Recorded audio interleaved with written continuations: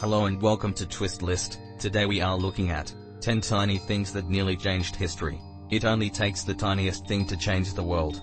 A butterfly beating its wings in Texas may not start a hurricane in China, but a wrong turn can trigger one of the deadliest wars in human history. Time and again, seemingly insignificant things have proven adept at altering the course of history. But then there are the ones that almost did so, the tiny moments where history hung in the balance, only to swing the other way. In an alternate universe somewhere, these 10 little things created the modern world. At number 10 we have, a single paragraph almost prevented the Civil War. Although some contend that the Civil War was fought over states' rights, those rights were inextricably linked to slavery. Texas's Declaration of Secession, for example, mentions slavery 18 times. But what if there was no slavery in the first place? If Thomas Jefferson had had his way, that might well have been the case. This theory hinges on earlier drafts of the Declaration of Independence. Ratified on July 4, 1776, the version we all know is basically one long diss of King George III, trash-talking his fitness to rule. It also contains some epically moving passages on human rights, including the equality of all men. These passages were watered down for the final version. In his earlier drafts, Jefferson included a multi-sentence rant against the evils of slavery. The rant took place on the third page, and reads as follows. He, King George III, has waged cruel war against, word missing, itself, violating its most sacred, of life and liberty in the persons of a distant people, who never offended him, captivating and carrying them into slavery in another hemisphere, or to incur miserable death in their transportation thither. This piratical warfare, the opprobrium of infidel powers, is the warfare of the Christian King of Great Britain, determined to keep open a market where men should be bought and sold. He has prostituted his negative for suppressing every legislative attempt to prohibit or to restrain this execrable commerce. In short, the passage makes the horrors of British slavery an integral part to the US's decision to go it solo. Had it made the final version, it could easily have become a rallying cry. If that had been the case, accepting a slave-owning South in the years after the Revolutionary War would have become one heck of a lot harder. With no institution of slavery to fight over, it's probable that the Civil War would never have happened. The 9th spot on the list is occupied by a picture of a fish nearly held back science for decades. First published in July 1687, Isaac Newton's Principia is one of the most important books ever written. It effectively invented physics, changing the way we see the world and laying the groundwork for centuries of scientific inquiry. Yet it was nearly never published, thanks to a picture of a flying fish. In 1686, Britain's Royal Society was preparing to publish the first editions of Principia. Before they could get started, however, they needed to release another blockbuster book. John Ray and Francis Wolfby's Historia Piscium was an epic work on the history of fish, featuring extremely detailed engravings. One of the most complex of all was a picture of a flying fish, which alone cost piles of money to reproduce. These costs made the book one of the most expensive ever made. The Society released it, and it flopped. It flopped so hard it nearly bankrupted the Society. Suddenly lacking any money whatsoever, the publishers cancelled their plans to publish Principia. One of the most important books ever written only saw the light of day because a friend of Newton's eventually agreed to provide the cash. Number 8 on our list is, a funding agreement almost saw Britain win the space race. The space race was a bruising scientific showdown that saw both global superpowers take a gold. Russia managed to put the first man in orbit, while the US took the moon. Yet both were nearly beaten by an unexpected rival. Had a small government department signed off on a check, it's likely that the first man in space would have been from Great Britain. In the aftermath of World War II, all of the world's great powers were scrambling to master rocket technology. The US managed to snatch Hitler's rocket man, Wernher von Braun, away from Europe, while the Russians nabbed his old research facilities. Britain had to make do with some old Nazi V-2s that the army had managed to salvage. On this alone, they began to build a viable space program. Immediately after the war, the UK was testing old V-2s by blasting them nearly into orbit and then guiding them down to land. The rockets couldn't quite reach full orbit. Ralph Smith of the British Interplanetary Society put forward a design for turning these rockets into habitable machines. He calculated that a single man could be placed in a windowed capsule, blasted into space for up to 5 minutes, and then returned to Earth safely. The designs were practical and used existing technology.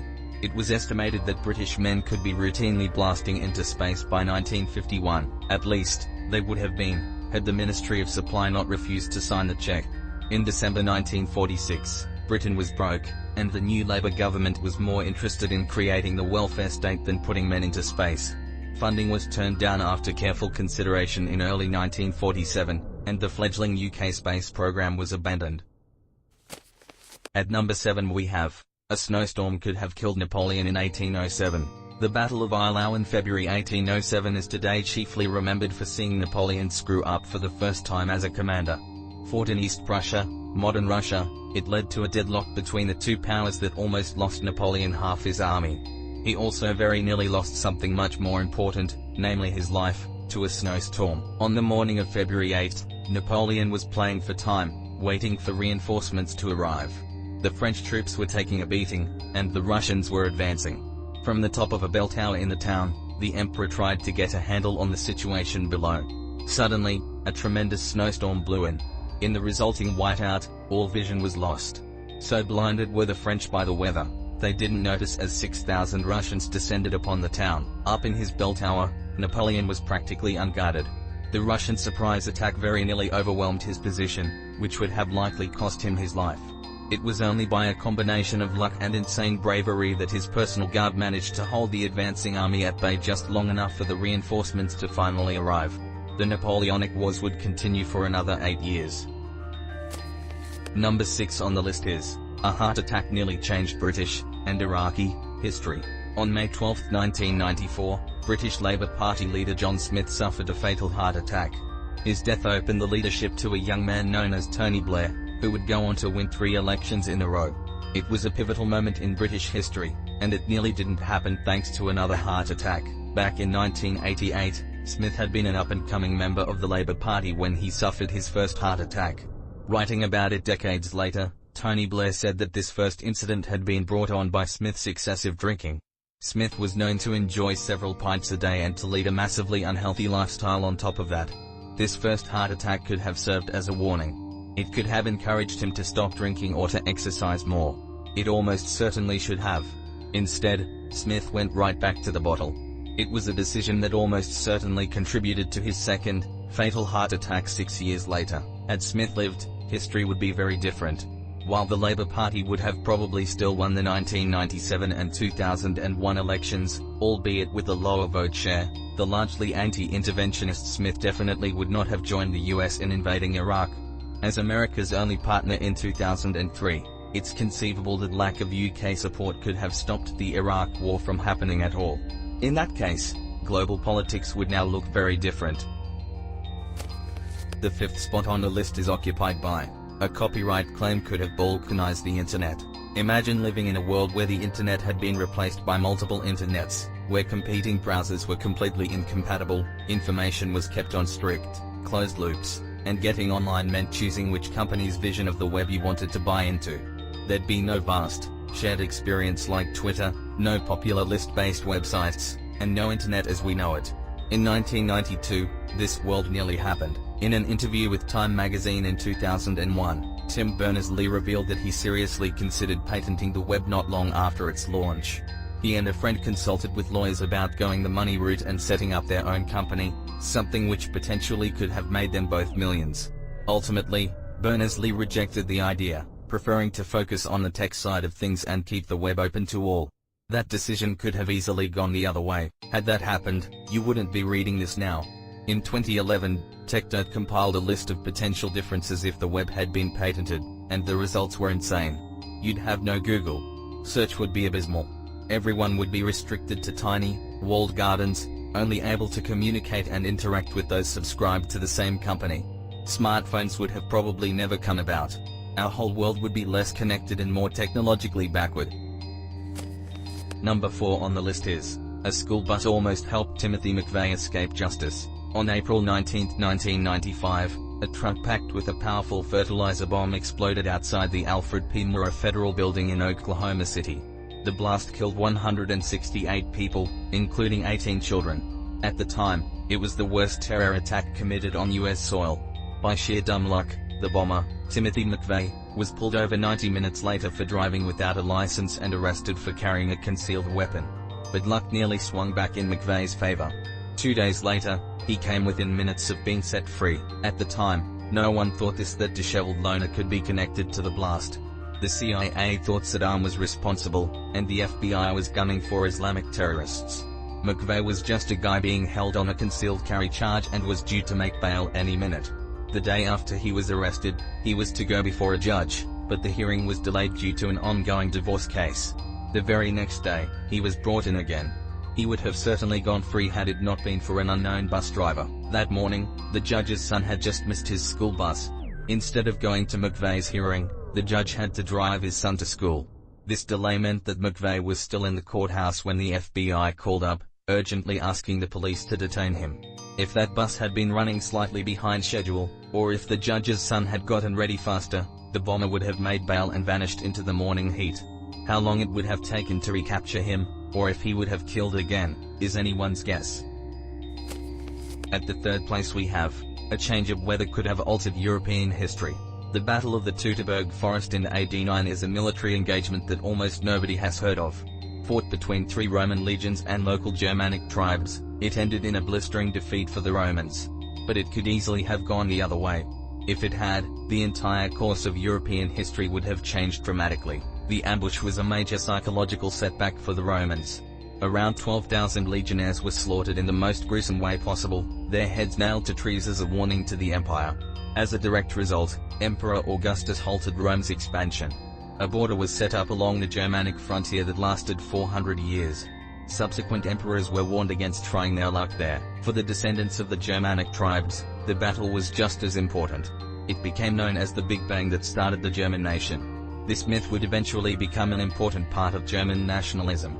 It would even be used by Adolf Hitler to inspire hatred against the Jews. However, victory for the tribes was not a foregone conclusion that day. In his phenomenal essay What If?, Louis H. Lapham argued that any number of things from tiredness to slightly dry weather could have thrown the battle to the Romans. In that case, world history would have changed completely. Germany would have come under Roman rule, Germanic languages, including English, would be replaced by Romance ones, and the Reformation would likely never have happened, nor would the 30 Years' War or World War I. The modern world wouldn't just be different, it'd be completely unrecognizable. At the second spot is, a piece of advice could have killed 1 million people. In politics, what you don't say can frequently have even more impact than what you do. For U.S. Secretary of Defense William Perry, this point was forcibly rammed home in the summer of 1994. At the time, tensions on the Korean peninsula were about to boil over. North Korea was rushing to get a nuclear bomb at its Yongbyon facility. South Korea wanted to stop them. As the guarantor of South Korean integrity, the U.S. was duty-bound to get involved. On June 16, Perry and Joint Chiefs Chairman John Kashvili were called in to brief President Clinton. Clinton wanted to discuss the possibility of bombing Yongbyon. The main sticking point was the potential nuclear contamination that could result. Perry himself was certain that the U.S. could take out Yongbyon without washing the peninsula in radiation. However, he was equally certain telling the president that this would result in the bombing being greenlit. This would in turn ignite a catastrophic war. At the last minute, Perry chose to keep silent.